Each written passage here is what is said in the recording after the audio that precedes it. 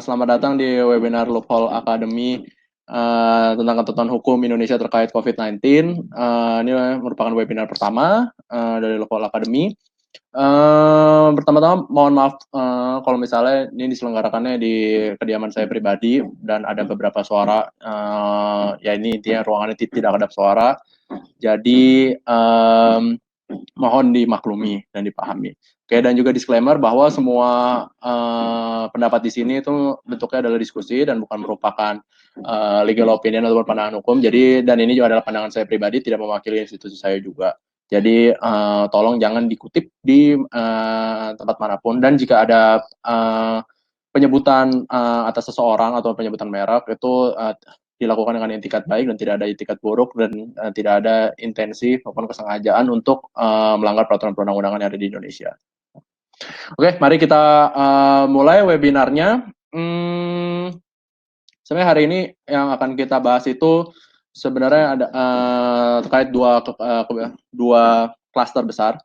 Yang pertama itu adalah tentang karantina kesehatannya, dan yang kedua itu adalah kebijakan ekonominya. Sebenarnya kalau karantina kesehatan itu nanti kita nggak akan cuma ngomongin karantina kesehatan, tapi kita juga akan ngomongin tentang terkait bencana penyakit wabah penular dan juga ketentuan apakah ada kemungkinan darurat sipil.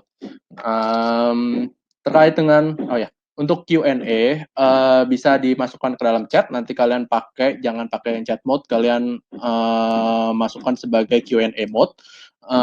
Kemudian nanti akan dijawab di bagian akhir aja ya. Dan jangan lupa ikuti pollingnya jika nanti akan ada beberapa pertanyaan-pertanyaan yang akan dilemparkan dan mohon dijawab dan didiskusikan aja bagaimana pandangan kalian gitu. Oke, kita mulai aja ya karena ini slide agak banyak jadi kita cepat aja. Oke, pertama-tama, jadi status Indonesia itu seperti apa sih gitu? Status berdasarkan hukumnya itu Indonesia itu sedang ada di status yang mana saja gitu. Oke, yang pertama itu kita jelas kita ada di status kedaruratan kesehatan masyarakat. Itu berada di bawah rezim dari Undang-Undang Nomor 6 Tahun 2018 tentang karantina kesehatan yang sudah ditetapkan oleh Kepres 11 2020. Selain daripada kedaruratan kesehatan masyarakat, kita tuh juga Indonesia juga sudah menentukan COVID-19 sebagai penyakit yang dapat menimbulkan wabah. Itu berdasarkan Undang-Undang Nomor 4 1984 dan dari Kepmenkes nomor berapa ini ya? 14 2020. Kemudian kita juga sudah baru saja 1 hari yang lalu atau 2 hari yang lalu itu keluar Kepres 12 2020 yang menentukan status Indonesia sebagai bencana non alam atas penyebaran COVID-19 sebagai bencana nasional. Dan yang terakhir darurat sipil itu saya berikan tanda tanya bahwa masih sampai sekarang sih belum ada, cuman sempat ada wacana bahwa Indonesia akan ditetapkan juga darurat sipil. Semua peraturan perundang-undangan terkait ya, yang sudah ditampilkan di sini sebenarnya ada beberapa, nggak semua dimasukin, tapi bisa dicek di bagian dashboard yang bagian files, silakan diunduh jika dibutuhkan. Oke, kita masuk ke karantina kesehatan. Kita ambil yang pertama dulu, yaitu di Undang-Undang Karantina Kesehatan. Apa sih karantina kesehatan? Intinya tuh ya ada yang patut digarisbawahi di sini adalah yang berpotensi menimbulkan kedaruratan kesehatan masyarakat. Jadi intinya ya kita sudah tahu bahwa COVID-19 itu sebagai pandemi, tapi kuncinya itu adalah di kedaruratan kesehatan masyarakatnya yang nanti akan saya jelaskan lebih lanjut. Nah, jenis kekarantinaan kesehatan tuh maksudnya jenis tindakan kekarantina kesehatan tuh ada apa aja? Nah, sebenarnya itu ada yang pertama itu karantina kesehatan di pintu masuk, yang sebenarnya udah nggak usah kita bahas lagi karena sudah dilakukan sejak awal. Kemudian yang kedua itu ada karantina kesehatan di wilayah. Nah, karantina kesehatan di wilayah itu ada 4, ada karantina rumah, karantina wilayah, atau yang sebenarnya tidak 100% identical sama lockdown, tapi ini dikategorikan sebagai lockdown. Terus yang ketiga itu adalah karantina rumah sakit, dan yang keempat itu adalah pembatasan sosial berskala besar, PSBB atau social distancing atau physical distancing. Yang akan kita bahas nanti adalah yang karantina wilayah atau lockdown dan sama PSBB karena kedua itu yang kemungkinan yang paling ramai diperbicarakan. Oke, kita masuk yang di karantina wilayah, lockdown. Sekarang sih kondisi Indonesia belum ada yang lockdown, daerah-daerah pun juga belum ada yang lockdown, walaupun dari beberapa negara itu sudah lockdown, termasuk Singapura itu juga lockdown. Tapi definisi lockdown itu pun berbeda-beda. Ada yang lockdown seperti di Wuhan itu yang benar-benar ditutup, 100% akses keluar ataupun masuk. Ada juga yang di Filipina, nggak tahu kalau misalnya sekarang, tapi waktu itu di Filipina itu sekitar 2 minggu lalu itu hanya akses internasional aja, jadi tidak boleh ada keluar masuk orang asing. Nah, yang di Singapura belum tahu, itu namanya lebih ke arah ke namanya circuit breaker, jadi lebih ke arah untuk memutus rantai penyebaran COVID-19-nya. Nah, kalau misalnya di Indonesia bagaimana? Nah, Indonesia itu pokoknya adalah pembatasan penduduk dalam suatu wilayah. Nah, untuk mencegah kemungkinan penyebaran penyakit atau kontaminasi. Kemungkin masalahnya itu tidak ada ketentuan lebih lanjutnya ya, peraturan lebih lanjutnya, peraturan pelaksanaan itu harusnya di peraturan pemerintah, tapi belum ada di peraturan pemerintah, jadi nggak tahu juga teknisnya itu seperti apa. Nah, syarat dari karantina wilayah itu apa sih? Nah, syarat karantina wilayah itu adalah dari kedaruratan kesehatan masyarakat. Makanya kedaruratan kesehatan masyarakat ini penting sekali ya. Nanti saya akan jelaskan lebih lanjut. Nah, kemudian sebelum karantina wilayah harus memberikan penjelasan kepada masyarakat di wilayah setempat sebelumnya, sebelum dilakukannya karantina wilayah. Dan juga ini yang paling penting, yang pasal 55 yang sering diperbincangkan, yaitu bahwa kebutuhan hidup dasar orang dan makanan hewan ternak itu menjadi tanggung jawab pemerintah pusat. Tapi juga ada pemerintah daerah dan juga ada pihak yang terkait. Jadi nggak cuma pemerintah pusat aja. Ini di pasal 55 ayat 1 dan di pasal 55 ayat 2. Yang banyak tanda tanya memang, tapi saya tidak akan membahas lebih lanjut, tapi ini kita akan bahas aspek hukumnya aja. Kemudian, nah, karantina wilayah itu nanti ditetapkan oleh siapa? Ya, seperti tertera di foto, bahwa harusnya oleh Menteri Kesehatan, yaitu Bapak Terawan. Jadi nanti saya jelaskan yang di PSBB aja. Pembatasan sosial berskala besar. Pilihannya antara karantina wilayah sekarang, antara lockdown atau di PSBB. Nah, kemudian yang di PSBB ini adalah pembatasan kegiatan tertentu. Kalau yang di lockdown itu lebih ke arah pembatasan wilayahnya. Kalau di PSBB itu pembatasan kegiatannya. Jadi masih boleh keluar masuk walaupun terbatas. Jadi moda transportasi pun sangat terbatas. Nanti akan dijelaskan di bagiannya PSBB. Kita akan membahas PSBB di Jakarta bagaimana. Nah, syarat PSBB sama, ada bagian respons dari kedaruratan kesehatan masyarakat. Jumlah kasus dan atau jumlah kematiannya itu meningkat dan menyebar secara signifikan dan cepat ke beberapa wilayah. Dan juga terdapat kaitan epidemiologis dengan kejadian serupa di wilayah atau negara lain. Syarat yang kedua dan ketiga ini sangat krusial ya. Jadi kan beredar berita bahwa PSBB di Kota Palangkaraya itu ditolak oleh Menteri Kesehatan. Ini alasannya karena jumlah kasus dan atau jumlah kematian akibat penyakitnya itu tidak meningkat atau menyebar secara signifikan. Jadi sebenarnya tidak tepat juga kalau misalnya dibilang kalau kurang korban atau kurang tingkat kematian, tapi lebih ke arah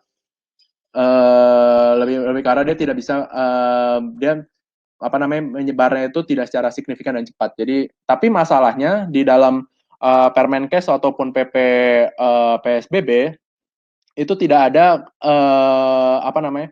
tidak ada panduan kriteria jelasnya. Jadi berapa banyak kematian, seberapa signifikan dan seberapa cepatnya. Jadi pada akhirnya memang ya kalau bisa dibilang kurang transparan, memang kurang transparan. Cuman ya perlu diingat lagi bahwa permintaan untuk PSBB ini sebenarnya bisa diminta juga oleh gugus tugas COVID-19. Nah, nanti akan saya jelaskan juga lebih lanjut ya. Ini kita baru bahas tentang definisi aja dan syarat. Oke, lanjut. Batas PSBB ditetapkan oleh siapa? Kita udah ketahui oleh Menteri Kesehatan juga, berdasarkan keputusan Menteri Kesehatan juga. Nah, ini kita bahas yang paling penting ini adalah ini, kedaruratan kesehatan masyarakat. Kenapa penting? Karena syarat untuk dilakukannya lockdown ataupun PSBB itu adalah kedaruratan kesehatan masyarakat, dan juga syarat bukan syarat ya, salah satu unsur untuk mengenakan ketentuan pidana di dalam UU Karantina Kesehatan. Nah, definisinya itu apa sih kedaruratan kesehatan masyarakat itu?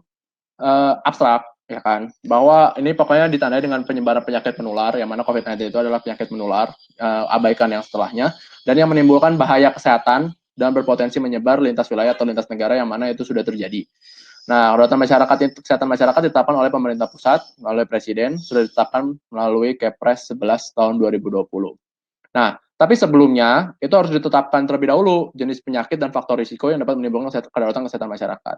Ini harusnya di pasal 10 ayat 5-nya kalau salah, atau 10 ayat 4 di UU karantina kesehatan itu menegaskan kalau misalnya jenis penyakit dan faktor risikonya itu diatur lebih lanjut di peraturan pemerintah, tapi sampai sekarang nggak ada peraturan pemerintahnya dan ya udah ditetapkan aja gitu sama Kepres. Jadi kalau misalnya kita ngomong Apakah sesuai dengan secara hukum administrasi? Tidak, gitu. Tapi apakah diperlukan? Ya.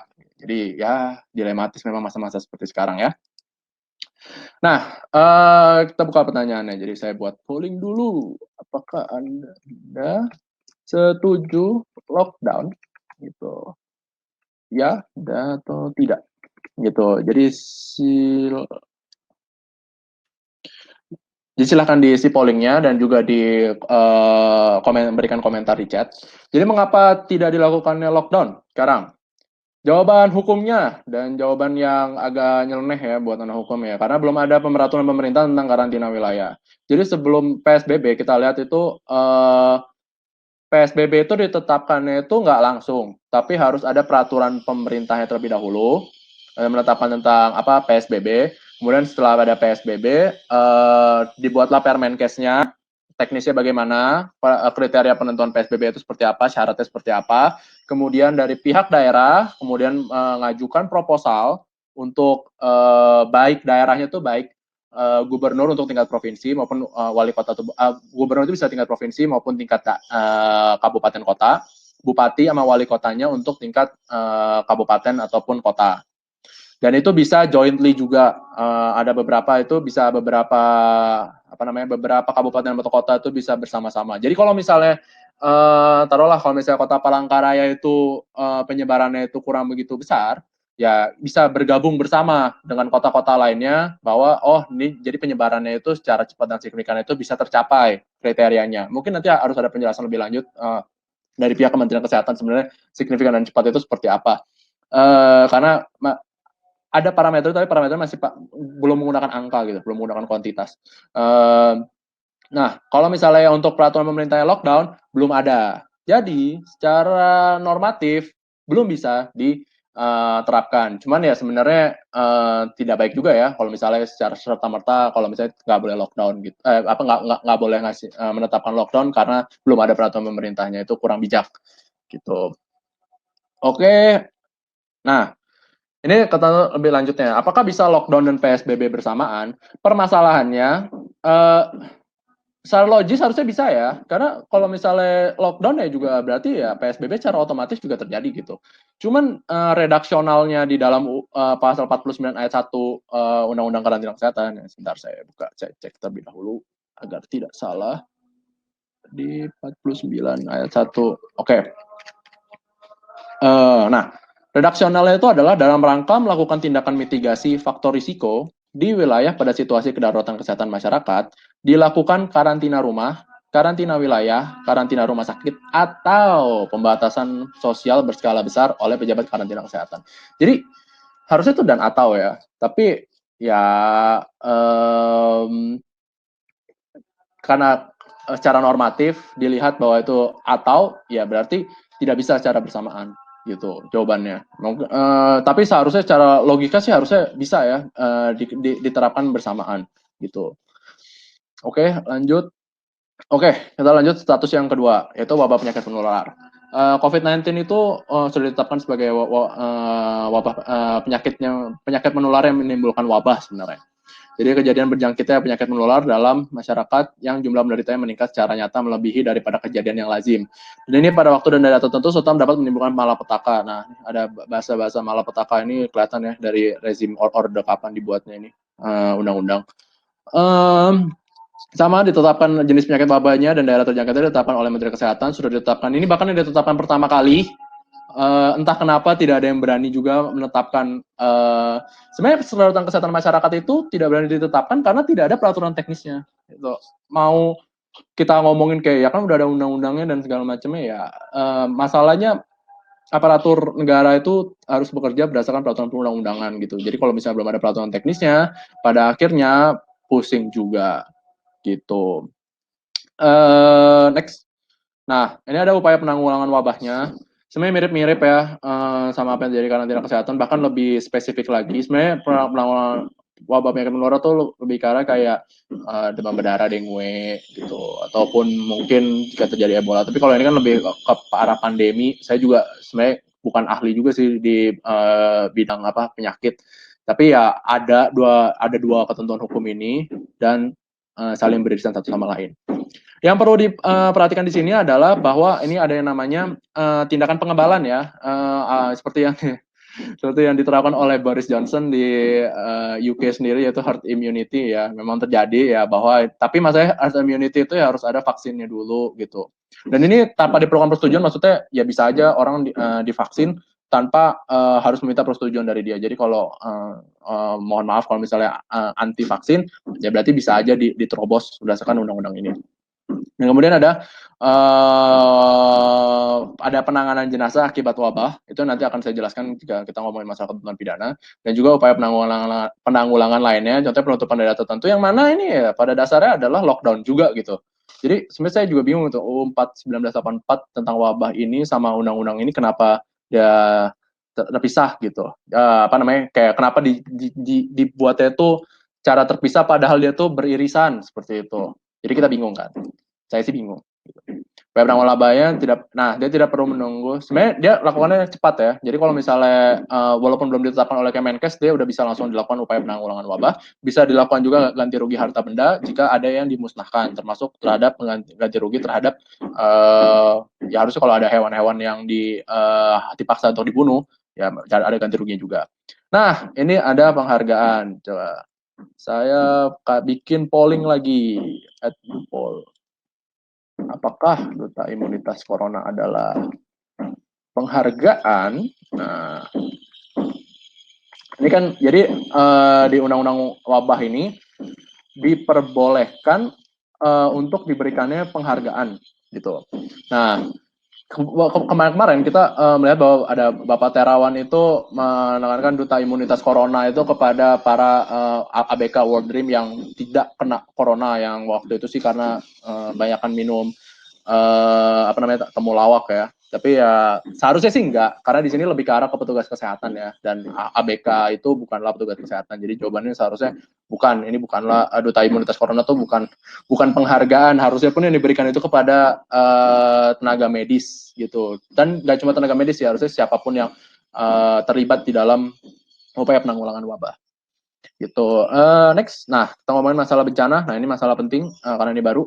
Nah definisinya itu pokoknya karena ada epidemi, kita bahkan udah di atas epidemi ya, kita udah di pandemi COVID-19 itu. Kalau pandemi itu sudah tidak bisa dikontrol lagi dan ada wabah penyakit. Penetapan status bencana.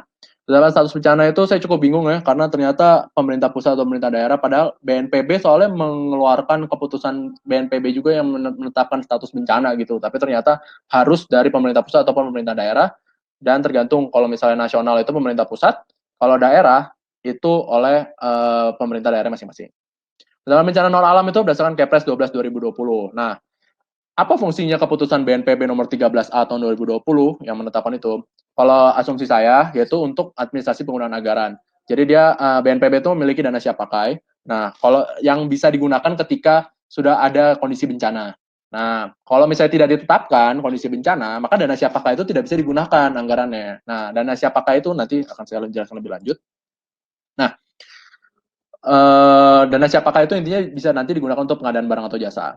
Nah, untuk tahapan penanggulangan bencana, kita sekarang lagi ada di posisi saat tanggap darurat, maka yang pra bencana sama pasca bencana udah tidak kita bahas lagi. Saat tanggap darurat ini kita ada yang namanya, yang penting itu adalah penentuan status kedaruratan bencana. Nah, maka BNPB mendapatkan kemudahan akses, nanti akan saya jelaskan, dan juga perlindungan terhadap kelompok rentan. Nah, kita akan bahas dua itu. Yang pertama itu adalah kemudahan aksesnya BNPB dan BPBD. Yaitu bisa pengadaan barang atau jasa melalui dana siap pakai. Nah, dia tuh bisa langsung beli, seharusnya ya, bisa melakukan pembelian masker dan pembelian ventilator ataupun pembelian APD, alat-alat pelindungan diri, secara langsung. Jadi tidak lakukan waktu itu, ataupun juga alat untuk rapid test ya, sama alat untuk tes swab. Jadi harusnya itu pembelian langsungnya itu bahkan tanpa ditentukan jumlah dan harga. Jadi nggak usah pakai tender, nggak usah pakai gimana-gimana. Jadi lo bisa langsung dibeli karena dana siap pakainya itu adalah kayak dana cadangan yang ada di BNPB. Saya belum tahu laporannya bagaimana, tapi kayaknya udah ada integrasi di antara pemerintahnya sendiri sih untuk melakukan untuk menggunakan dana siap pakai, Pak.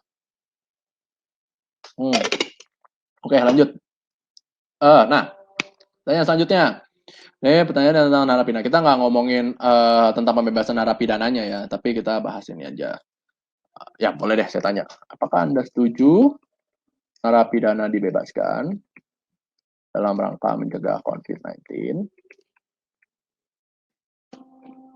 Ya, tidak. Oke. Jadi ketika kita ngeliat ini tuh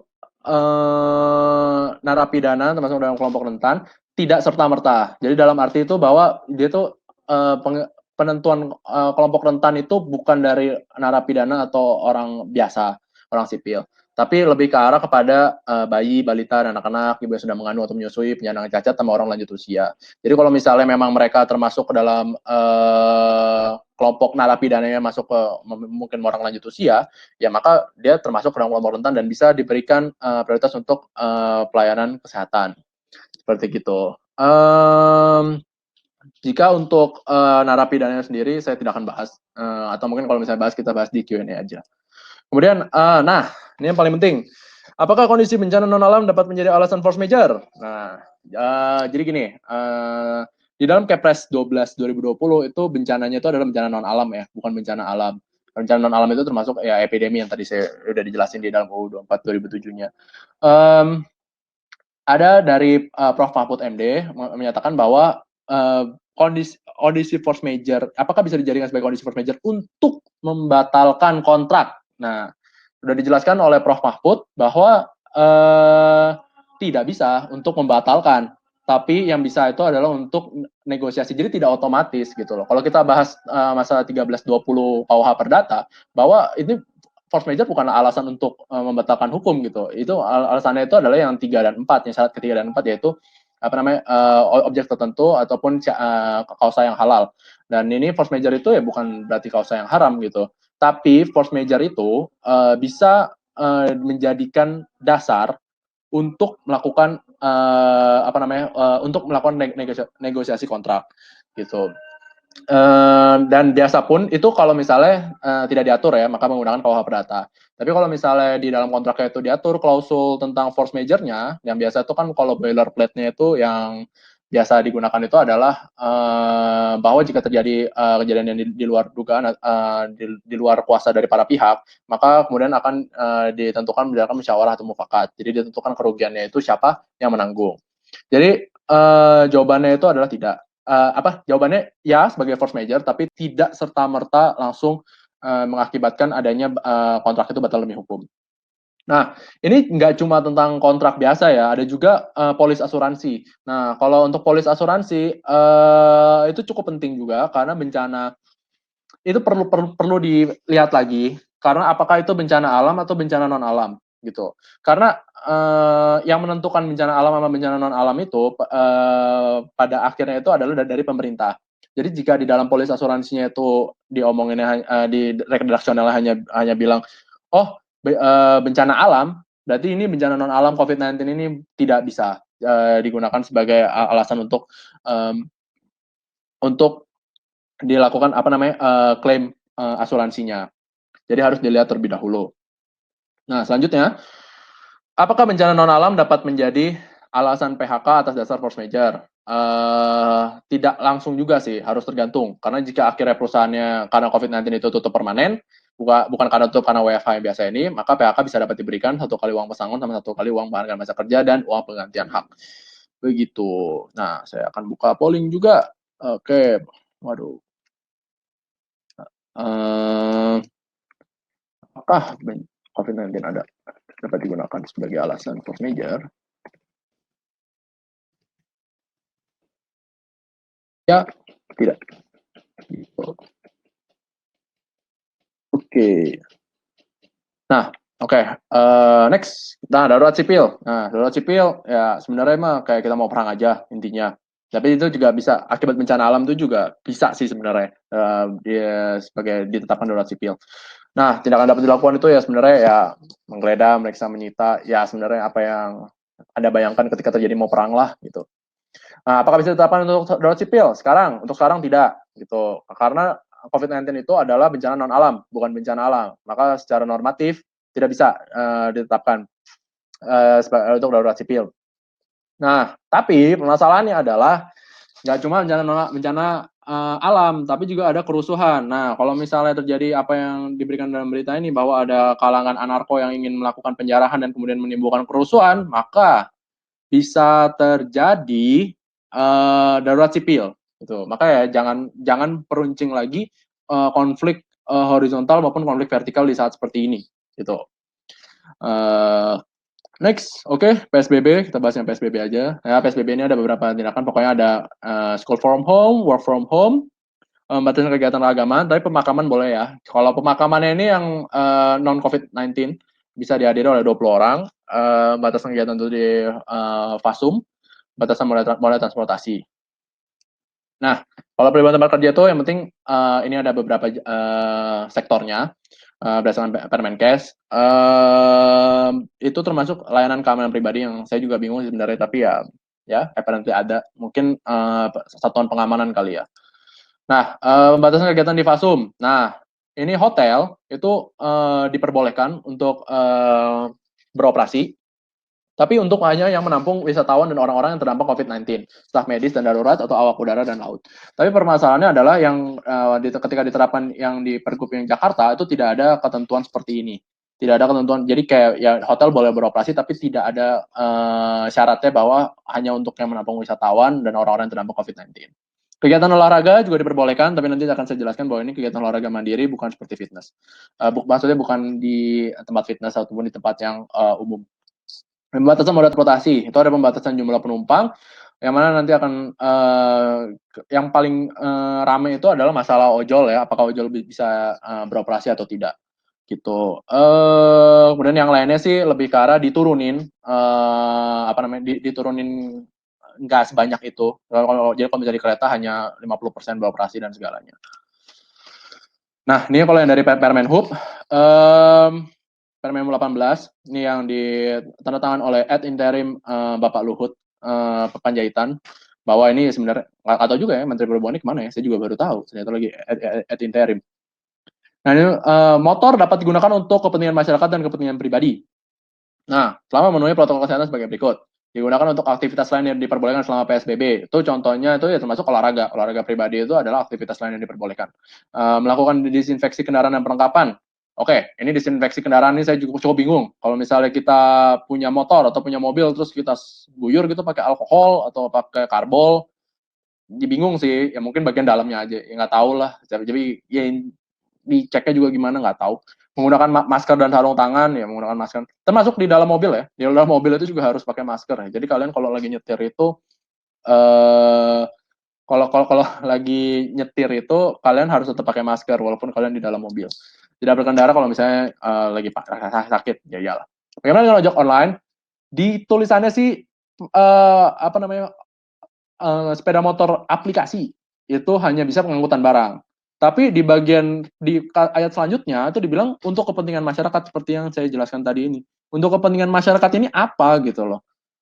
Dan ditafsirkan untuk kepentingan masyarakat ya berarti ojek online boleh untuk beroperasi GoRide. Sebut merek. Ya untuk ride ya kan. Atau bike ya kan. Itu diperbolehkan untuk kepentingan masyarakat, tapi kalau saya merasa ini enggak sih, lebih ke arah ya memang ini kepentingan masyarakat tuh bukan terkait ya sekarang sepeda motor aja belum ditetapkan sebagai transportasi publik gitu. Nggak tahu juga itu kepentingan masyarakat itu maksudnya kepentingan siapa gitu dan apakah benar. Tapi ya berita yang beredar ya katanya sih diperbolehkan, cuman di huruf yang C itu ngomongnya kalau operator aplikasi gitu, jadi sepeda motor aplikasi. Kalau yang di ayat yang D-nya baru yang untuk kepentingan pribadi dan kepentingan masyarakat. Kalau misalnya ya intinya mah kalau saya sih merasa ojek online itu nggak bisa hanya barang doang gitu. Coba kita bikin polling lagi ya. Oke, menurut Anda apakah ojol dapat menarik penumpang di tempat PSBB ya, daerah yang PSBB? Ya ataupun tidak? Nice. Oke, lanjut. PSBB di Jakarta. Nah, PSBB di Jakarta itu pembatasan itu kayak ada sama aja sebenarnya, mirip-mirip. Tapi kita akan bahas yang aktivitas WFH. Nah, kalau di luar rumah kita harus selalu menggunakan masker ya. Gitu. Nah, pengecualian WFH itu ada perhotelan, tapi tidak dijelaskan lebih lanjut. Ini perhotelannya apakah hanya untuk yang sedang menampung wisatawan atau semuanya boleh beroperasi seperti biasa.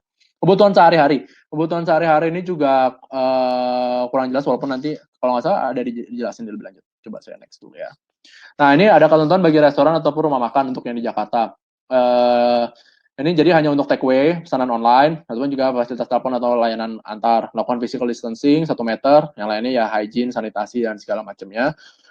Melarang pekerja, karyawan yang sakit atau menunjukkan suhu tubuh di atas normal, batuk, pilek, diare, dan senafas. Ini saya bingung sih sebenarnya yang diare. Jadi kalau misalnya diare, oke, kalau misalnya pekerja yang ngomong sih ya tahu. Tapi kalau diare kan ya kita nggak tahu kalau sampai orangnya itu akhirnya ya terjadi ledakan di tempat itu gitu. Maksudnya ya nggak tahu kalau diare atau gimana, diare tidak kelihatan gitu. Dan ini pun juga terjadi di teman-teman bagi hotel.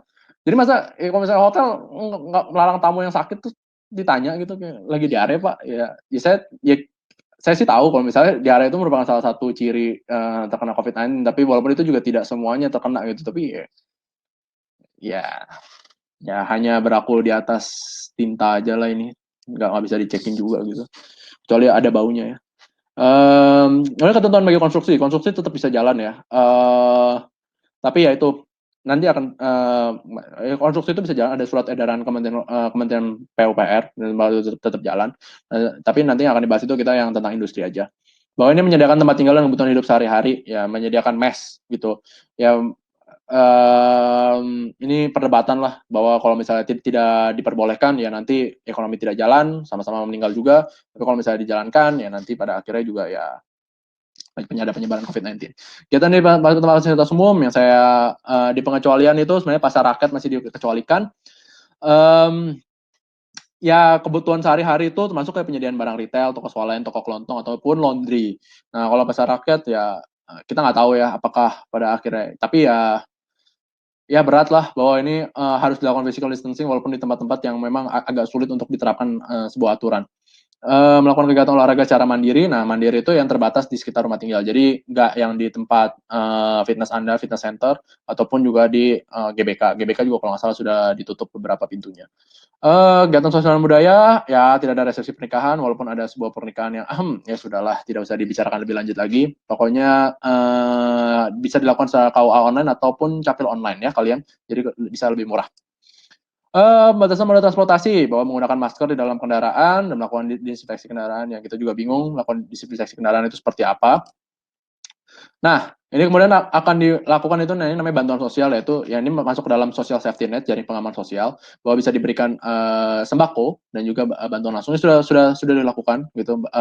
Baru pagi ini saya jam 1 pagi ini saya lihat berita di CNN Indonesia bahwa sudah diberikan 78.000 sembako kepada pihak-pihak yang kaum yang paling rentan ya. Insentif pelaku usaha kita belum lihat kalau misalnya yang dari DKI Jakarta, tapi kalau dari Permenkeu sudah ada pemotongan pajak untuk pada beberapa pekerja pabrik kalau tidak salah gitu. Nah, efektivitas pengawasan PSBB-nya ini kayak ya pertama kita nggak punya cukup resource, cukup polisi, cukup satpol PP. Karena ini satpol PP karena kita ngomongin masalah daerah ya, per wilayah, dan Satpol PP itu adalah perangkat daerah. Tidak jelas pengawasannya seperti apa, masa kalau misalnya naik sepeda motor cuma boleh satu orang doang, nggak pakai penumpang, oke. Terus satu-satu di stop gitu. Terus kalau nggak pakai masker, satu-satu di stop gitu, ya nggak efektif. Pada akhirnya tidak efektif, memang harus mengedepankan bahwa kepatuhan masyarakat secara voluntary gitu.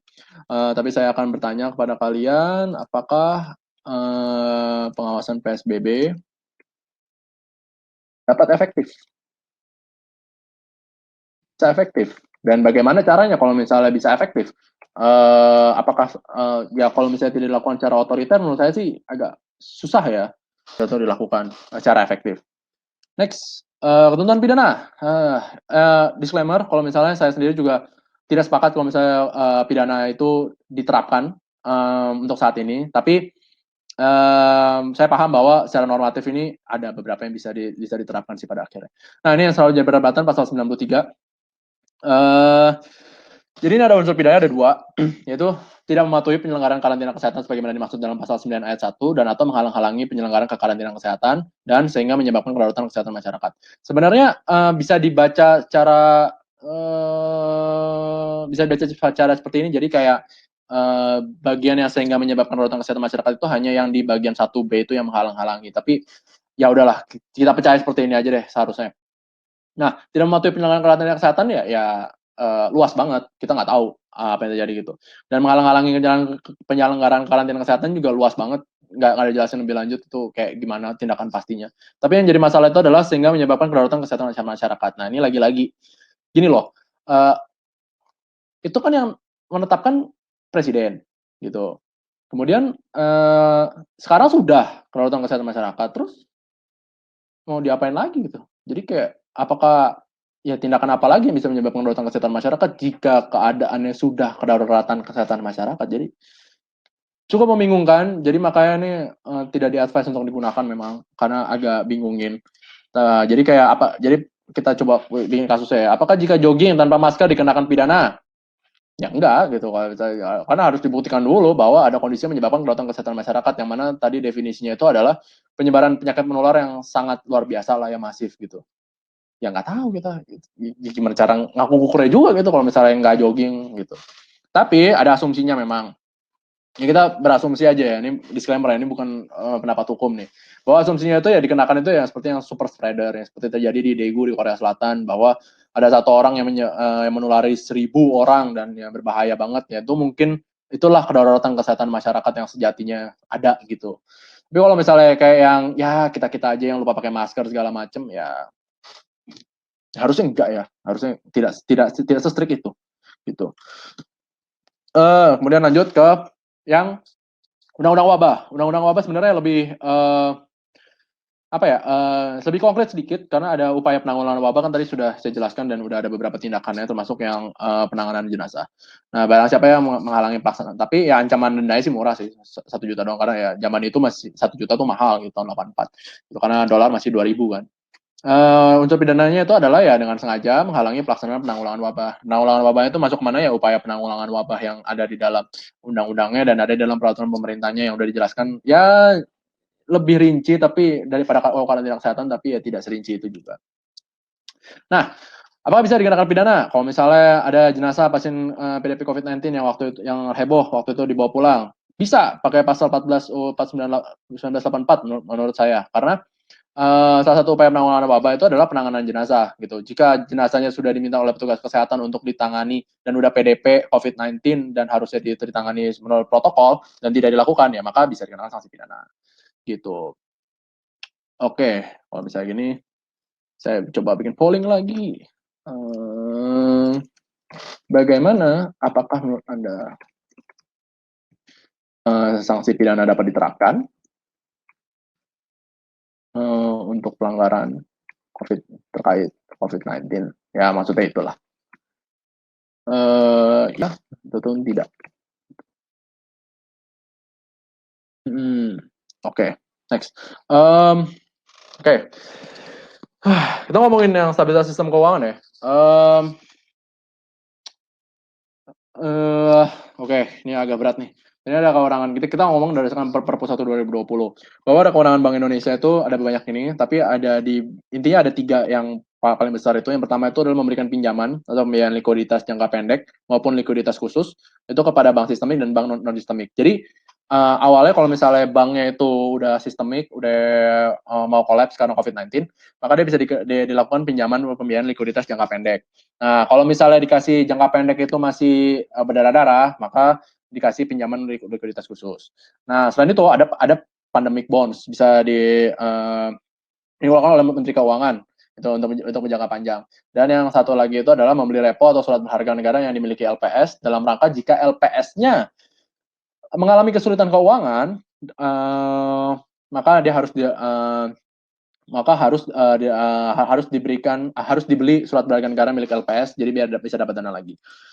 Oke, nah ini beberapa tindakan BI yang sudah menurunkan giro wajib minimum dan pelonggaran kebijakan likuiditas bank bertambah. Benar bahwa giro wajib minimum itu adalah milik bank, tapi patut diingat bahwa jika diturunkan ini berarti exposure risiko pada perbankan itu semakin besar. Jadi risiko sistemik ya akan semakin besar gitu. Tapi ya tidak di cara lain memang.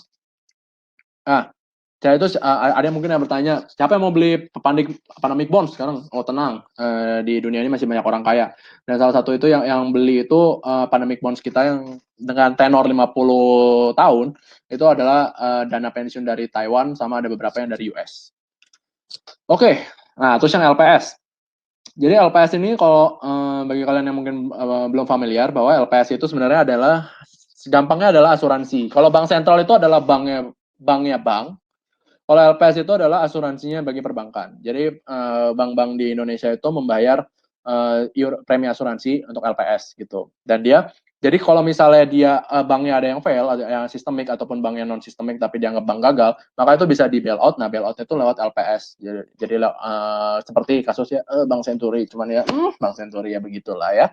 Makanya jadi kita harus hati-hati ya Ibu Sri Mulyani. Nah ini jika LPS-nya diperkirakan akan mengalami kesulitan likuiditas, kalau dia lagi nge-bail out bank gagal, maka dia bisa melakukan pinjaman kepada pihak lain dan pinjaman kepada pemerintah. Pinjaman kepada pihak lain itu, ya siapa lagi lah kalau bukan IMF harusnya sih. Nggak tahu lagi siapa, kayak ya mungkin ada lagi yang masih punya dana, ya kita semua lagi seret semua satu dunia, ya kita nggak tahu juga akan di bail out-nya gimana. Nah, LPS sudah melakukan stress test pada 8 bank dan 8 bank berpotensi gagal, tapi ini kita nggak tahu buku berapa. Buku tuh maksudnya tingkatan tingkatan besarnya dari sebuah bank. Buku 4 tuh yang paling besar. Contohnya itu ya bank-bank yang besar yang kalian pasti pakai. Tapi mungkin ini bank-banknya yang buku 1, buku 2 atau mungkin BPR, BPRS, kita nggak tahu juga lah. Bank siapa karena tidak di-disclose juga, tapi ya mungkin sudah ada 8 bank yang potensi gagal, dan ini juga gagal itu belum tentu pasti di bail out gitu loh, kecuali bank sistemik. Nah, ini yang paling penting untuk OJK. Jadi kewenangan OJK itu bisa memberikan perintah tertulis kepada lembaga jasa keuangan. Lembaga jasa keuangan itu siapa aja? Bisa ada bank, bisa ada IKNB, institusi keuangan non bank, itu termasuk fintech juga, termasuk asuransi, perusahaan pembiayaan, leasing company dan macam-macam. Untuk melakukan penggabungan, peleburan, pengambil alihan, integrasi dan atau konversi. Ini berarti OJK kalau misalnya di titik seperti ini, itu berarti udah di tahap yang bear in mind aja kalau misalnya akan ada kemungkinan untuk collapse dan harus dilakukan merger gitu. Dan yang lebih parah itu jika ada yang menghalang-halangi maka akan dikenakan sanksi pidana, dan pidananya itu keras banget. Sini 4 sampai 12 tahun penjara. Jadi kayak jadi ini udah pasti denda 10 sampai 300 M untuk orang. Untuk korporasi minimal 1 triliun, minimal 1 triliun. Itu paling besar sih. Jadi kita nggak tahu berapa triliun. Tapi kayak kita ya sudah pasti. Kalau yang lain-lainnya ya ini kebijakan biasa aja, kebijakan yang kurang berpengaruh pada masyarakat luas. Nah kita ngomongin masalah waiver nih. Ini saya bikin polling dulu lah kalau yang ini, karena ini lumayan rame.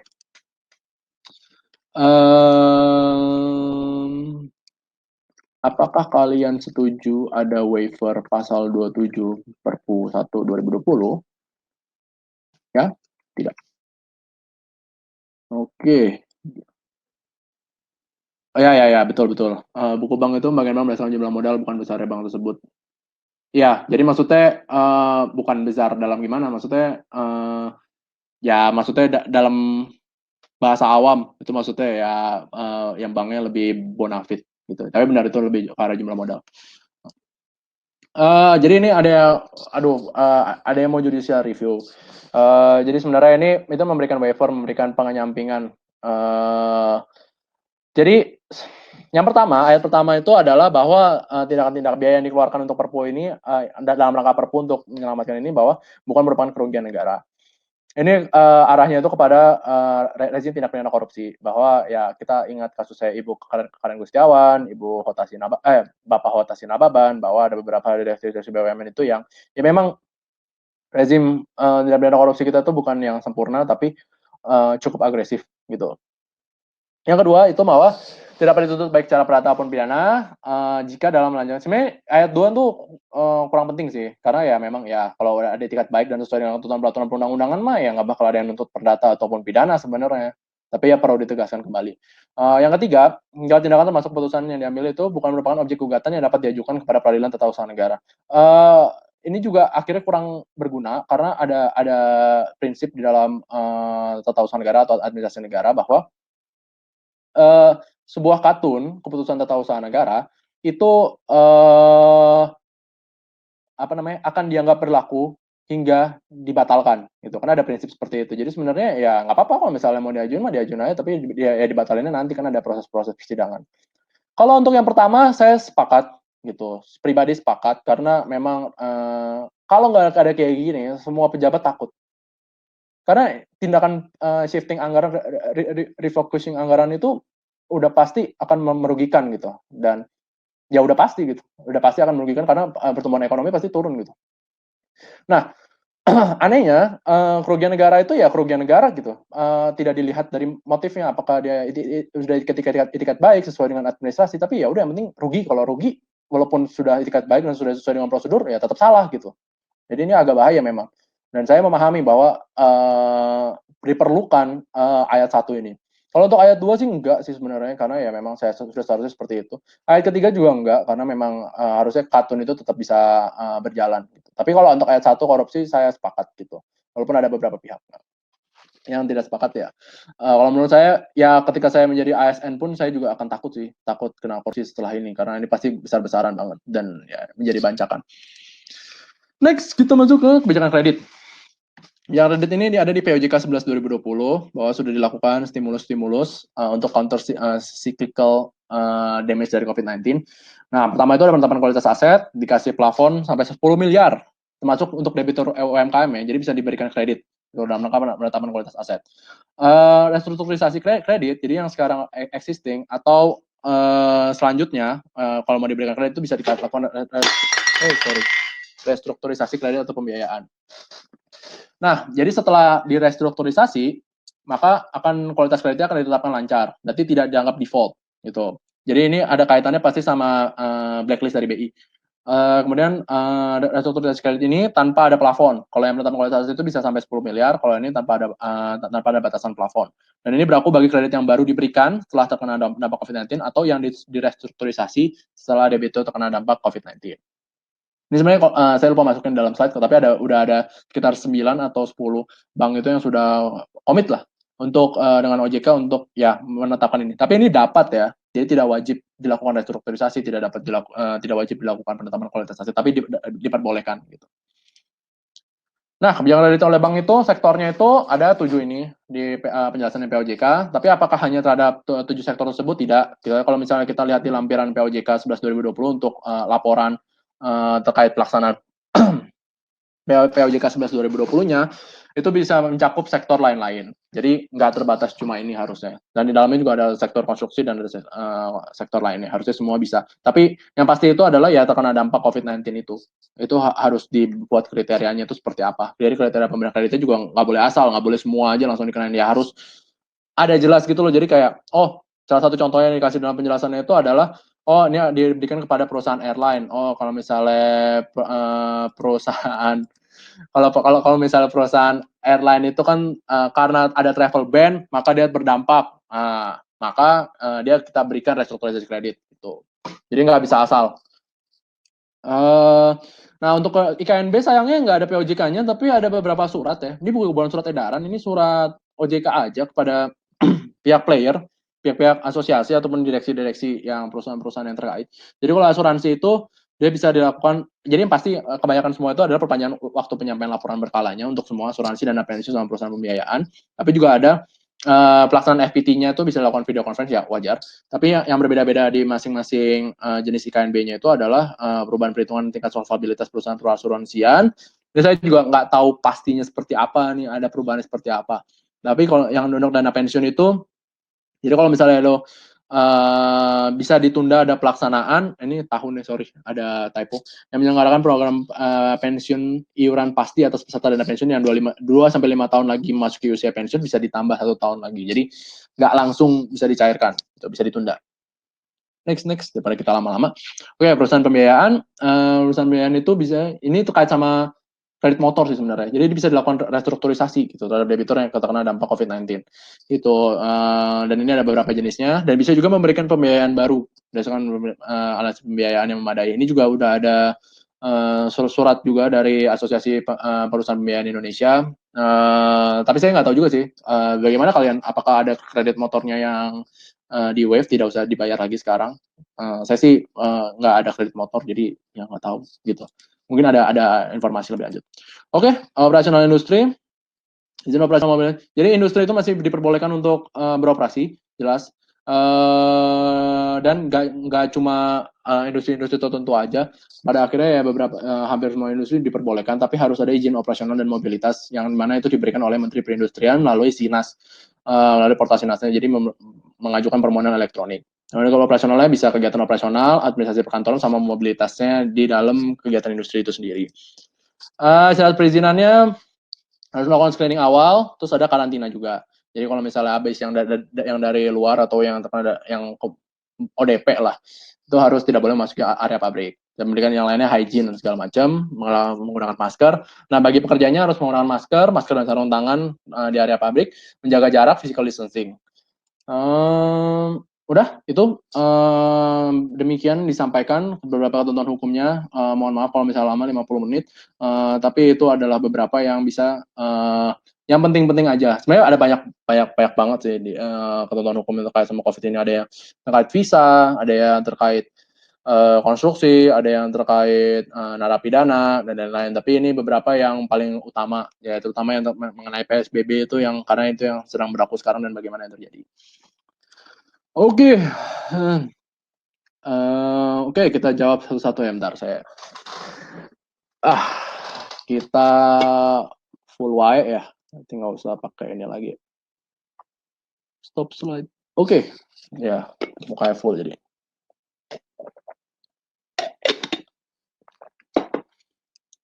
Oke, pertanyaan pertama. Aduh, Pak, dari Oktavina. Pak, semisal pelanggar PSBB, apakah ada pidananya? Masih banyak masyarakat yang mengabaikan teknis-teknis dari PSBB ini, dan bagaimana cara mendisiplinkan masyarakat terkait juga mengedukasi masyarakat yang maksimal? Harusnya ada gitu, tapi yang saya bilang bahwa kedaulatan kesehatan masyarakat itu susah sekali untuk dibuktikan dan dijelaskan. Jadi kayak gini, kita ngomong praktis aja lah. Ditangkap boleh nggak? Ya, ditangkap boleh gitu. Diinterogasi boleh nggak? Ya, diinterogasi boleh. Disuruh pusat boleh nggak? Boleh. Pada akhirnya ya itu akan terjadi gitu loh. Ditahan boleh nggak berapa hari? Boleh gitu. Cuman ya apakah nanti ketika ada di sidang pengadilan itu bisa terbukti? Enggak gitu. Apakah, dan yang kedua secara praktis, apakah cukup polisinya akan menangkapin semua orang? Enggak juga gitu pada akhirnya, karena ya polisi, ya jangankan polisinya lah. Saya kalau misalnya ngeliat yang video dari El Sinta yang ada di Kemayoran pada saat hari pertama PSBB itu, yang ketika masih banyak orang, ya udah capek duluan sih, kayak mau ngapain gitu, kayak ya it's police against the world lah gitu pada akhirnya. Jadi cara normatif mungkin bisa stretch ya, sangat stretch, sangat susah, tapi itu hampir mustahil untuk dilakukan, kecuali untuk super spreader gitu, yang secara sengaja menyebarkan gitu. Jadi memang ada apa sih kalau bahasa pidananya, ada intensinya lah, wills and weapons-nya itu ada banget. Tapi kalau misalnya yang kayak ya pelanggaran-pelanggaran kecil, nggak pakai masker dan juga tidak menyebabkan adanya penyebaran, ya tidak akan terjadi sih. Bagaimana cara mendisiplinkan masyarakat terkait juga mengedukasi masyarakat dengan maksimal? Ini berat karena sepanjang umur Indonesia kita mencoba mengedukasi masyarakat, APBN 20%. Mungkin bisa pakai kartu prakerja, enggak lah. Jadi ini berat sih memang, bahwa ya memang harus dilakukan himbauan dan harus dilakukan dialog. Saya sih lebih sepakatnya pemuka-pemuka agama dan pemuka-pemuka adat ataupun influencer-influencer, yang jangan asal influencer ya, walaupun ini kriterianya juga nggak ada influencer, tapi yang penting-penting itu yang memberikan dampak besar kepada masyarakat itu memberikan penjelasan dan memberikan pengertian secara perlahan-lahan kepada masyarakat bahwa ini bukanlah hal yang mudah. Ini pandemi ini kita belum ada yang pernah memfisikan, dan memang ya namanya juga pandemi gitu. Jadi harus pendekatan pelan-pelan, tapi pendekatannya itu ya langsung berdasarkan dari pemuka-pemuka agama gitu. Mau tidak mau harus mengakar rumput gitu. Harus akar rumput. Gitu. Kalau misalnya pemilu aja bisa sampai mengakar rumput, ya masa ini tidak bisa gitu. Ya beda sih memang. Ya udah. Oke, ada nggak dari Pak Daniel? Ada nggak skenario di mana Presiden dan Menkes masuk penjara meski sudah benar dan gerak cepat menanggapi COVID-19? Ini definisi benarnya sih agak ambigu ya Pak Daniel. Kalau misalnya sudah dengan etikat baik dan sudah sesuai dengan peraturan perundang-undangan ya sesuai dengan Perpres 1 2020 ya tidak bisa gitu. Walaupun walaupun saya tidak setuju tapi ya itu adalah hukumnya gitu. Skenario-nya itu berat sih. Ya memang harus ada kesengajaan gitu kalau misalnya tidak mau menyelamatkan manusia gitu. Tidak mau menyelamatkan nyawa manusia gitu. Atau ya kalau aparat militer mungkin disuruh untuk melakukan tembak langsung ya pelanggaran HAM berat ya mungkin itu bisa terjadi gitu. Tapi kayaknya enggak lah, nggak mungkin jadi seperti itu. Oke, ini ada yang dari private ya, tidak usah dibacakan namanya. Jadi saya dari Kalimantan, beberapa minggu ini hampir setiap hari mulai banyak kasus, walaupun angka tidak sebesar Jakarta, ya betul. Agak disayangkan sih pemerintah menganggap penyebaran tidak signifikan pada angka yang kecil. Ya betul. Permasalahannya itu bukan di penolakannya, bukan di penolakan PSBB-nya untuk kota Palangkaraya, tapi transparansinya itu loh, ya gimana kriterianya? Ya kalau misalnya kita nggak tahu, misalnya kayak ketika kita tes nih buat yang perguruan tinggi negeri kita, ya kita juga nggak tahu sih itu berapa. Tapi kan misalnya kan ada passing grade-nya. Misalnya passing grade-nya itu 70 dari 100. Ya udah, kita tinggal lihat aja data kita kan. Oh, ada nggak 70 dari 100? Oh, ada ternyata. Ya udah kita ajukan. Kalau jika tidak ya tidak bisa. Nah, keterbukaan itu yang tidak ada gitu loh. Jadi satu daerah tuh yang nggak tahu pada akhirnya ditolak kenapa. Ya walaupun diperbolehkan juga untuk ditolak, ya nggak semuanya kita bolehin PSBB, ada yang minta PSBB terus kita PSBB-in aja gitu. Yang nggak juga. Karena kan ada, perlu tuh diingat kalau misalnya ada anggaran daerah yang harus dialokasikan juga. Dan itu maksudnya itu ada kesiapan logistiknya yang harus dipersiapkan oleh masing-masing wilayah. Dan ingat bahwa saat-saat seperti ini itu sangat rentan terjadinya korupsi. Itu sudah pasti. Gitu. Jadi hati-hati memang. Jadi kita nggak boleh terlalu agresif seperti yang terjadi di kasus Bank Senturi. Cepat sekali bailout gitu loh. Nah, pada akhirnya ternyata ada tindakan korupsi di sana gitu. Karena memang waktu itu kan juga lagi economic meltdown juga dari US kan tahun 2007 2008. Memang harus pelan-pelan, tapi yang harus pasti itu adalah kriterianya harus lebih diperjelas oleh pemerintah pusat, yaitu dalam hal ini adalah Menteri Kesehatan, harus peraturan Menteri Kesehatannya harus lebih jelas, gitu. Kalau dari saya sih lebih mementingkan seperti itu. Bukan berarti semua harus dikabulkan, tidak, gitu. Tapi ya, upayakan dari gugus COVID-19, mungkin ada desakan dari gugus tugas COVID-19 itu lebih tinggi, atau kalau jika masih kurang signifikan, harus bergabung dengan kota-kota lainnya, gitu, atau kabupaten lainnya. Oke. Pertanyaan dari Hamna Hasana. Apa perbedaan implikasi yuridis yang timbul dari penetapan kedaruratan kesehatan masyarakat dan penetapan status bencana nasional? Terlepas dari pelaksana penyelenggaranya berbeda. Oh ya. Kalau kedaruratan itu pemerintah pusat atau Menkes, bencana nasional BNPB. Oke. Seperti tadi saya bilang, kalau kedaruratan kesehatan masyarakat, maka dia lebih ke arah untuk penentuan PSBB dan lockdown-nya. Jadi melakukan tindakan-tindakan pencegahannya. Tapi kalau bencana itu lebih ke arah ke evakuasi, habis itu pengadaan barang atau jasa, dan juga ya untuk mungkin pemakaman, ya pelaksanaan evakuasi dan semuanya. Tapi kalau misalnya dari segi yuridisnya seperti yang saya katakan bahwa kedaruratan kesehatan masyarakat belum tentu force major, gitu. Ya nyebelinnya seperti itu karena force major itu bencana gitu. Walaupun bisa jadi sih kalau misalnya dijelasin di dalam kontraknya itu, termasuk pandemi, epidemi, penyebaran penyakit. Tapi saya jarang lihat sih adanya yang kerusuhan, huru-hara, perang gitu kan. Bencana alam jarang lihat. Mungkin harus dimasukin, harus banyak dilakukan modifikasi. Nah, jadi kalau misalnya implikasi hukum yang paling besar adalah diperbolehkannya status force major. Walaupun nggak jelas juga, bisa jadi kita merasa kayak, ini kan force major gitu. Terus counterpart kita merasa kayak, ini bukan force major. Ya akhirnya berantem juga di pengadilan kayak, emang hukum tuh nggak maju-maju, emang jadinya kayak begini aja gitu. Ya itu implikasinya. Tapi kalau menurut saya sih harusnya harusnya sih sudah ditetapkan sebagai bisa kepada kontrak dan bisnis itu bisa force major. Mungkin salah satu alasan. Kayak gini deh. Awal ada penyebaran COVID-19, itu perbankan pasti takut mau ngelakuin restrukturisasi kredit. Karena kalau misalnya dari restrukturisasi, naikin plafon, kredit, ngasih kredit lebih besar, nanti kena audit OJK, salah gitu. Jadi ini mau ngelakuin apa? Karena ini sektor-sektor yang heavily regulated, jadi harus dikeluarkan dulu peraturan. Oh boleh ternyata. Ya mungkin secara logika ya harusnya boleh dong ya kan karena ini kan lagi kondisi genting. Tapi ya seperti itulah. Jadi kayak daripada kita menyalahi kepatuhan, gitu kan, udah nge-hire compliance officer ya. ya memang harus comply gitu. Dan kita jadinya main pelan-pelan. Jangan kan kita semua deh. Yang sekarang orang-orang dari legalnya aja sekarang masih bingung. Udah ada Kepres 12 2020 masih bingung. Oh mungkin kita harus nunggu juknis dari presiden. Ya sampai kapan gitu. Bisnisnya ya jadinya mandek gitu, susah. Lanjut, Bang kasih tahu apa yang kami nggak bisa baca di koran dong. Saya aja udah nggak baca koran gitu. Baca digembok aja, digembok. Oke. Dari sama Kurawa, mungkin ada spill-spill lain kali. Saskia, dari Saskia, apakah ada sanksi atau pidana, sanksi administratif berarti ya, untuk perusahaan yang nggak WFH, usaha seperti misalnya rumah makan yang masih buka dine-in, apakah masyarakat bisa lapor dan kemana kalau menemukan hal-hal seperti itu? Um, Sanksi administratif, kalau nggak salah di peraturan gubernur itu nggak ada ya. Coba saya buka dulu ya. Ini kita ngomongin Jakarta aja ya, karena Jakarta is my city, enggak lah. Karena ya Jakarta yang ya saya hidup di sini sih, jadi gimana nih? Tunggu bentar. Kalau misalnya secara pidana, jawabannya kayak tadi saya jelaskan. Ya bisa aja nanti datang minta ditutup ya bisa aja ya namanya juga ya begitulah secara praktis ya pasti emang begitu-begitu aja gitu terjadi juga gitu. Tapi secara normatif, secara hukum teoritis ya harusnya hampir mustahil.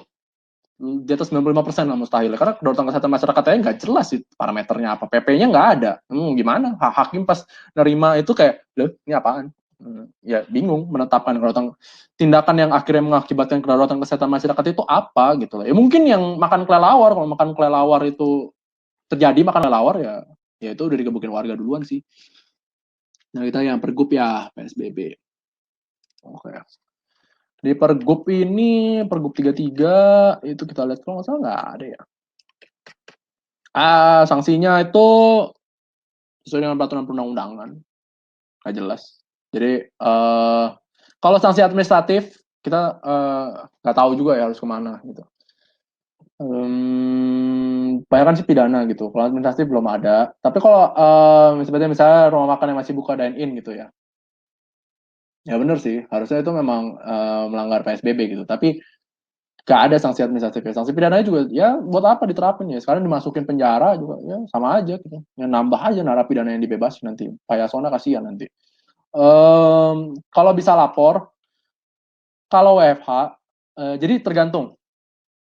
Kalau misalnya rumah makan, kalau saya tidak salah, itu jadi tergantung dari institusi yang terkaitnya. Kalau rumah makan di daerah itu berarti ke dinas pariwisata daerahnya. Jadi kalau DKI Jakarta, dinas pariwisata DKI Jakarta ngomong, wah masih ada yang buka nih, gitu. Mungkin nanti Satpol PP akan datang dan dikasih surat peringatan atau bagaimana. Kalau misalnya perkantoran, itu berarti bisa ke mungkin bisa pasti ke institusi yang terkait yang bertanggung jawab untuk izin-izinnya.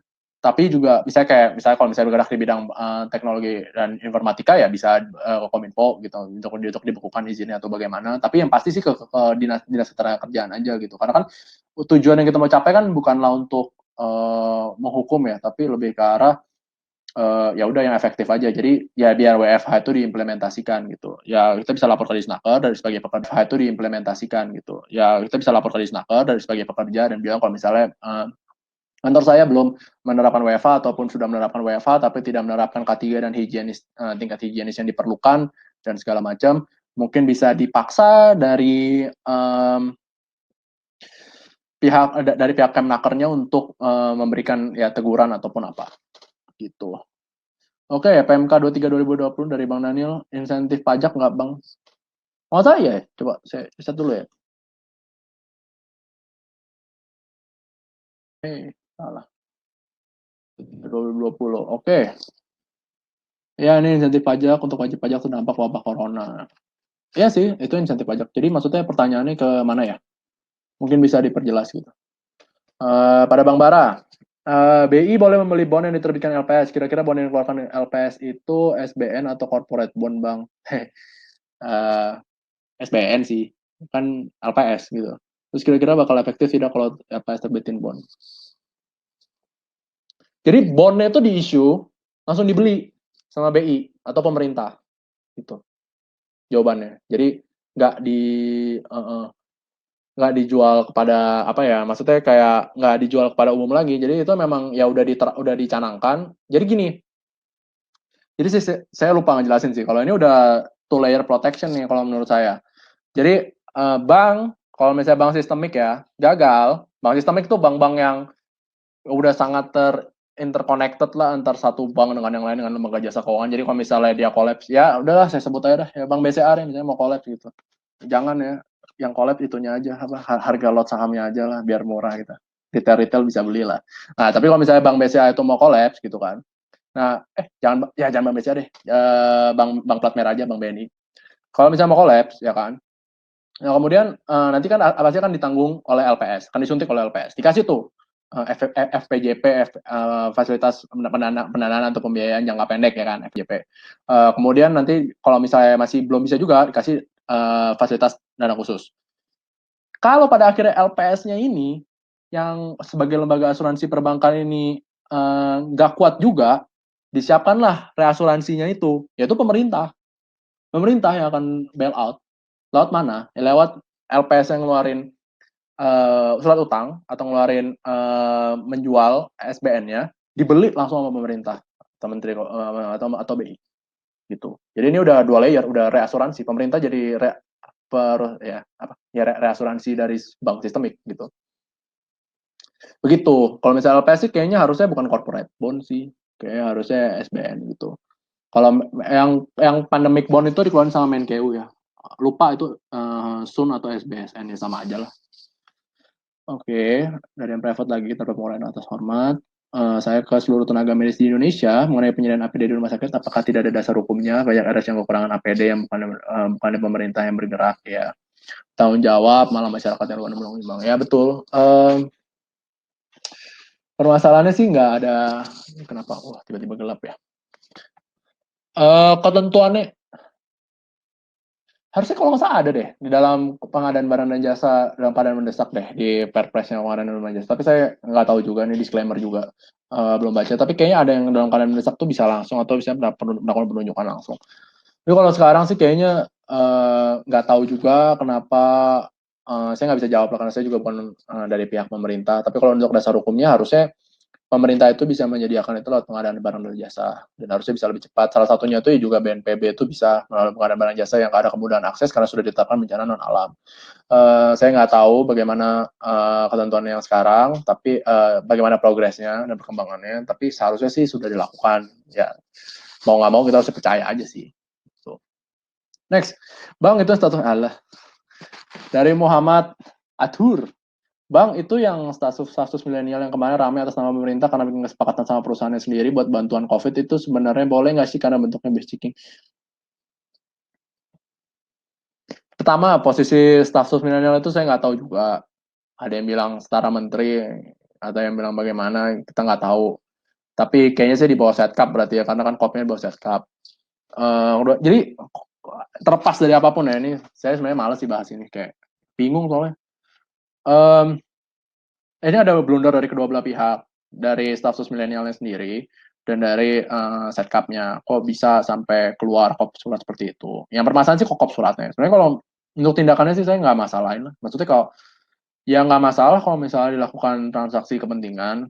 Ini saya pakai logikanya, tapi logika pasar modal ya. Jadi bukan logika administrasi negara. Saya tahu kalau misalnya konflik of interest itu atau nepotisme itu ya berbahaya dan bisa mengarah ke korupsi, trading influence kan, seperti yang dijelaskan oleh Andreas Marbun. Tapi kayak kalau saya sendiri berpendapat ya nggak apa-apa transaksi ada konflik kepentingan itu ya nggak apa-apa selama dilakukan itu secara wajar, arm's length transaction, dan juga dilakukan dengan adanya keterbukaan informasi gitu. Jadi semua tahu, oh si ini milih punyanya sendiri, ya nggak apa-apa, ya udah selama dilakukan itu dan tujuannya di sini kan untuk donasi dan etikat baik, nggak ada tujuan untuk. Saya tidak melihat di dalam surat itu ada APBN atau dana APBN atau dana APBD yang dikeluarkan, ya yang dikeluarkan dan juga dari surat permintaan maafnya kan juga tidak ada. Jadi tujuannya pure untuk membantu, ya cuman secara administratif aja salah gitu. Ya kalau saya sih lebih parah ya nggak apa-apa selama etikat baiknya. Kita kan ya desperate time need desperate measures lah gitu. Kalau misalnya bentuk kayak batch checking sih enggak, itu bukan keputusan gitu. Cuma himbauan lah ya paling.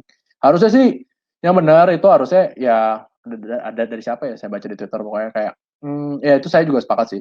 Kalau misalnya ya harusnya diajukan dari pihak perusahaannya, diajukan proposal, kemudian ke Kementerian Desa kemudian menyampaikannya kepada camat. Jadi bukan bukan dari statusnya. Oke, dari Shay. Kira-kira peraturan yang paling penting yang harus segera dikeluarkan oleh pemerintah apa, Bang? Eh, to be ya jujur ya, kalau misalnya di Perpus 1 2020 sih saya sudah melihat ini kita akan berdarah-darah banget sampai 2023 gitu. Karena refocusing anggarannya itu bisa sampai 2023 udah disiapin sama Ibu Menkeu kita. Kalau untuk sekarang eh belum ada. Mungkin ya jaring pengaman sosial sudah dibuat, semua sudah dibuat, peraturan-peraturan sudah dibuat. Kalau misalnya ada yang mau lockdown ya silahkan dibuat PP-nya gitu. Saya merasa ya kalau misalnya dari segi hukum aja ya terlepas daripada saya sendiri pribadi setuju atau enggak tentang lockdown ya, tapi secara hukumnya ya harus dibuat PP terlebih dahulu gitu lockdownnya. Gitu. Kemudian kalau peraturan apa ya? Gak ada yang pasti sih. Menurut saya semua juga lagi wait and see semua. RUU Omnibus juga. Ya jangan sampai RKUHP diketok sama RUU Omnibus diketok saat-saat seperti ini gitu. Tapi untuk peraturan-peraturan lainnya sih, saya merasa cukup ya. Mungkin ditambahin insentif, tapi kalau tambahin insentif tuh saya juga bingung gitu. Yang pajak kita juga rendah, duitnya mau kasih dari mana gitu. Ngutang kan udah ngutang. Ya udah. Udah dari ada pandemic bond tuh ngutang udah. Jadi bingung gitu. Bukannya LPS itu hak badan hukum, Bang? Iya sih.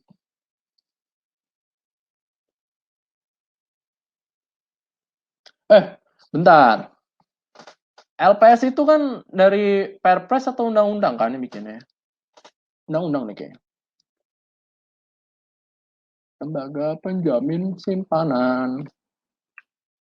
Undang-undang. Masa sih dia badan hukum? Setahu saya sih lembaga negara atau lembaga pemerintah ya. Coba kita lihat ya. Lembaga Penjamin Simpanan.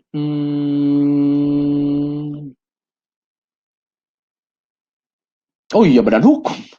Lembaga yang independen.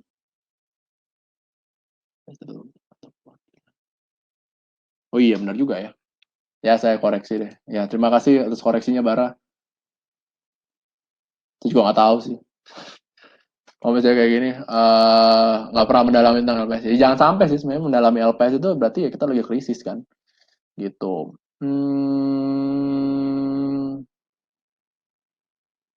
Nggak tahu juga teknisnya gimana. Tapi yang pasti sih ketika dikeluarin ya udah langsung dibeli sama BI sama pemerintah sih. Harusnya berdasarkan dari Perpus 1 2020 saya sih mentafsirkannya seperti itu. Jadi nggak dilepas keluar seperti itu.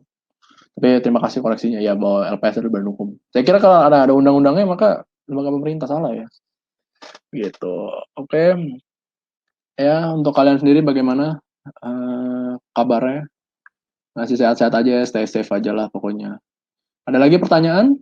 Jika tidak ada, mungkin sudah cukup, sudah beler.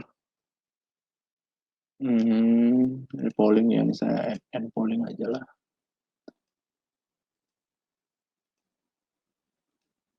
Oke. Jangan lupa Loophole Academy menyediakan apa namanya online course. Sudah ada 3 online course, bisa dicek di Udemy kami. Nah, ada namanya Loophole Academy, bisa dicek di bagian offers. Tolong jika berminat bisa ikutin. Yang terakhir adalah perlindungan data pribadi. Selanjutnya kita juga akan belum ya. Ya, bentar lagi harusnya ada keluar lagi lah course yang keempat gitu. Tapi untuk COVID-19 kayaknya kita nggak akan bikin sih. Kita akan bikinnya webinar aja. Mungkin ada pertanyaan lain?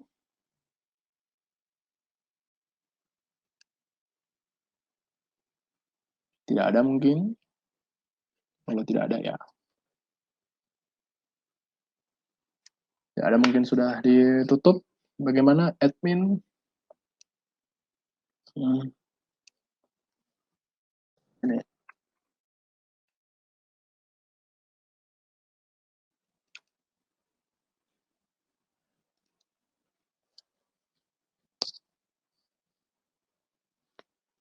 Bagaimana Bapak Admin? Mungkin kita sudah tutup aja nih.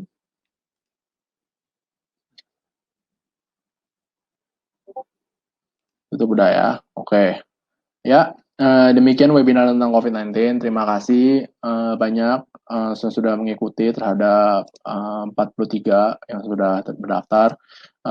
Jika kalian berminat webinar apa lagi, tolong di beritahu kepada kami lewat sosmed kami, bisa di Instagram @loophole_academy, bisa di Twitter @loophole_academy, bisa di LinkedIn loophole spasi academy, bisa di Udemy loophole spasi academy, bisa di email putaranlubang@gmail.com, ataupun dari ya reach out aja lah kepada siapa aja gitu.